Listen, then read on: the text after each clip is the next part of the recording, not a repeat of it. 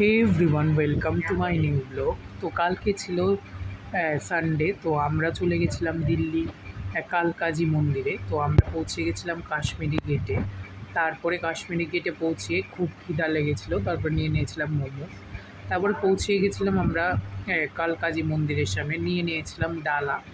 তো ডালা কিনে আমরা সবাই দাঁড়িয়ে গেছিলাম লাইনে। দেখো বন্ধুরা কীভাবে আউথি দিচ্ছিল। দেখো আমি নিয়ে নিয়েছিলাম একটা পদ্ম ফুল আর তোমার সব সরঞ্জাম জিনিস। তারপরে আমরা পৌঁছে গেছিলাম মন্দিরে। তো গর্ভগৃহে দেখো কিছু অনেক লাইন ছিল। গর্ভগৃহে ফটো এলাও না, তো ফটো আর নিতে পারিনি। তারপরে দেখো এটা হলো মাতা। তারপরে অনেক ছোট ছোট মন্দির ছিল আর খুব সুন্দর ছিল মন্দিরটা।